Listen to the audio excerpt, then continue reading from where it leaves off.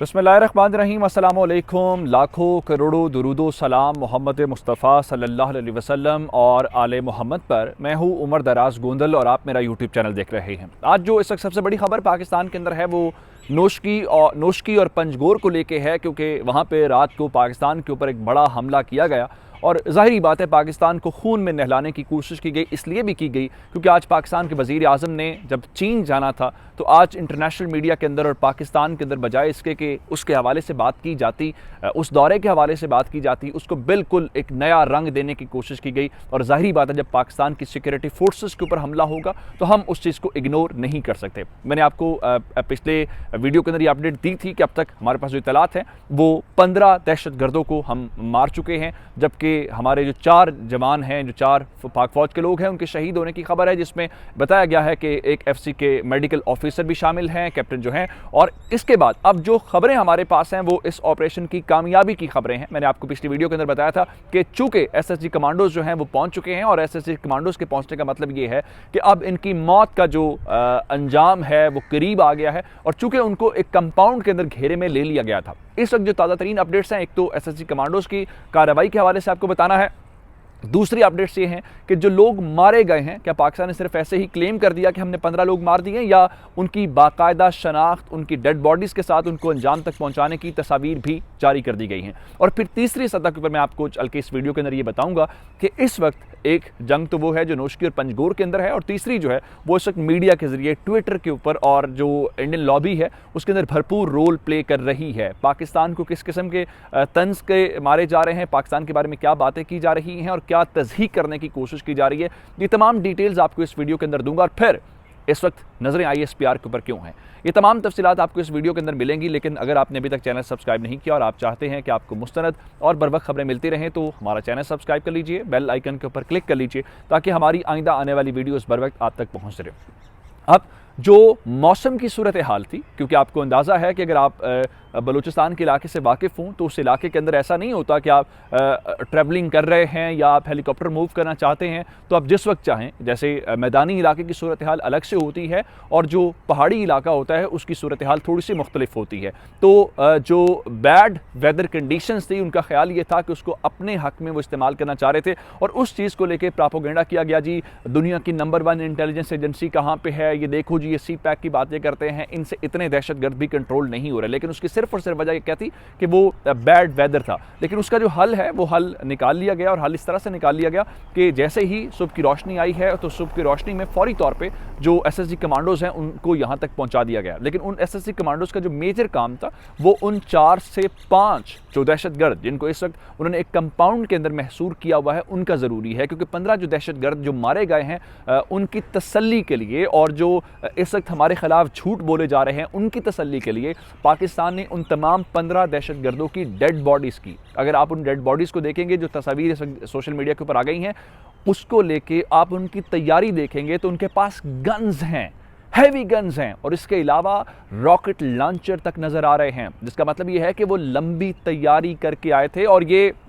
कोई 2-4 नहीं थे, 15 तो वो हैं जो मारे गए हैं और 4 से 5 वो हैं जो जिसके मुतालिक मैं आपको बताने वाला हूं। तो ये कुल मिला के कोई 20 के आसपास लोग थे जिन्होंने ये हमला किया है। माजी में आप देखते थे कि 2, 4, 6 दहशतगर्द हुआ करते थे, अटैक करते थे, लेकिन केच के वाक़े भी हमने देखा कि 50 दहशतगर्दों ने केच की उस चेक पोस्ट के ऊपर हमला किया और बिल्कुल इसी तरह से 20 लोग यहाँ पर हमला करने के लिए आए। अभी ये वो नंबर है जो मारे गए हैं या जो हैं, क्योंकि जो ISPR की ट्वीट है जो उन्होंने की है और जो उन्होंने प्रेस रिलीज जारी की है उसके अंदर ये भी है कि बहुत सारे दहशतगर्द फरार भी हुए हैं, चूँकि रात की तारीकी थी, अंधेरा था, उस तारीकी का फ़ायदा उठाते हुए। तो मैं आपको एग्जैक्ट नंबर 20 नहीं कह रहा, मैं आपको कम से कम नंबर बता रहा हूँ। अभी इससे ज़्यादा नंबर भी हो सकता है, जो ज़ाहिरी बात है हमें थोड़ा सा इंतज़ार वहाँ से है। मैं आपको अब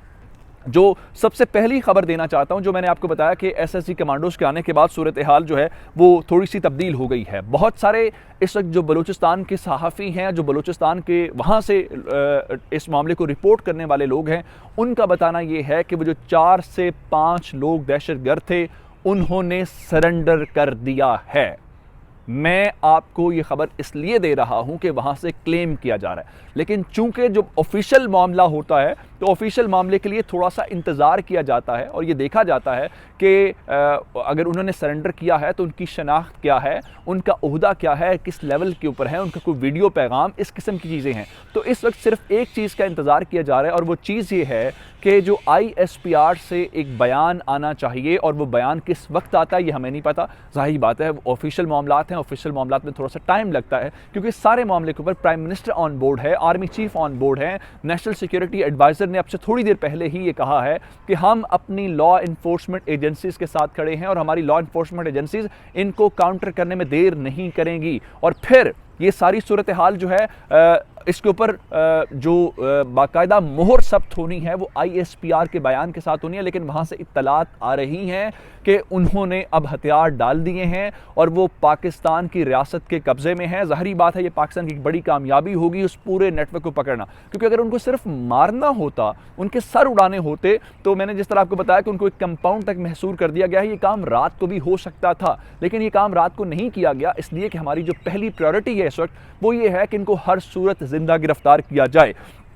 फिर मैं आपको ये बताना चाहता हूं जो इस वक्त असल बात है कि रात से जो हमला शुरू हुआ वो एक बड़ा प्लान था। जिस तरह मैंने आपको बताया कि प्राइम मिनिस्टर का आज का चीन का विजिट है और चीन विजिट से वो पहुंचने वाले होंगे और उससे पहले ये खेल खेला गया, लेकिन उससे ज़्यादा एक और तैयारी की गई है। मैंने आपको पिछली वीडियो के अंदर भी बताया था और मैं दोबारा कुछ ऐसी चीज़ें आई हैं। मिसाल के तौर पे वहाँ पे एक ऐसी तस्वीर जो है वो जारी की गई जिसके अंदर ये बताने की कोशिश कीजिए कि खुदा न खास्ता पाकिस्तान की फ़ौज का हेलीकॉप्टर गिर गया। ये सफ़ेद झूठ है। फिर अगली बात, हमने ये बताया कि हमारे 4 जवान शहीद हुए हैं, ये पाकिस्तान के इंटीरियर मिनिस्टर ने बताया और मैंने खुद आपको रिपोर्ट किया, हम एक्नॉलेज करते हैं इस चीज़ को। लेकिन इंडिया के अंदर बैठे हुए ट्विटर हैंडल्स के ऊपर जो बैठे हुए लोग हैं वो इसके बारे में सफ़ेद झूठ क्या फैला रहे हैं। 100 लोग शहीद हो गए खुदा न खास्ता, कोई 45 का नंबर दे रहा है, कोई 52 का नंबर दे रहा है। ये सारे के सारे वो लोग हैं जो वहाँ पे बैठ के सिर्फ और सिर्फ झूठ को फैला रहे हैं। और मैं अगर आपको इस हवाले से बताऊँ तो 2 तरह की जंग लड़ी जा रही है। एक जंग वो है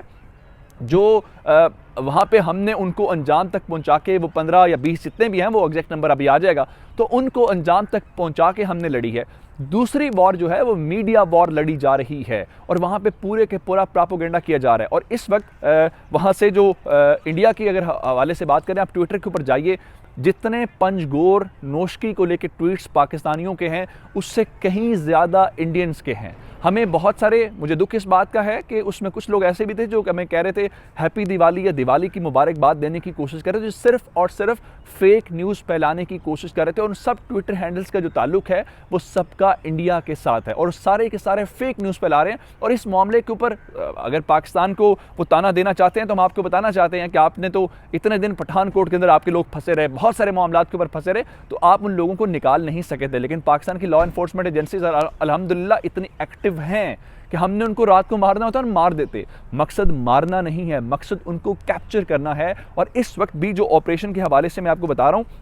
कि हमारे पास तो इत्तलात हैं कि हमने 15 मार के उनकी डेड बॉडीज़ भी दिखाई हैं कि ये वो 15 लोग हैं जिनको हमने मारा है, बाकी रह गए वो जो अंदर हैं। उस हवाले से मैं आपको खबर दे चुका हूं कि इस वक्त इत्तलात ये हैं कि उन्होंने सरेंडर किया है, लेकिन इसकी तस्दीक ज़ाहिरी बात है उस वक्त हो सकती है जब DG ISPR इस बारे में ट्वीट करेंगे। और हम DG ISPR की इस ट्वीट का ही वेट कर रहे हैं कि DG ISPR इस हवाले से हमें बताएं कि पाकिस्तान इस सिलसिले में कामयाब हो गया और हमने दुश्मनों को पकड़ लिया। लेकिन जो उनका बड़ा प्लान था, जो बड़ा मकसद था कि इस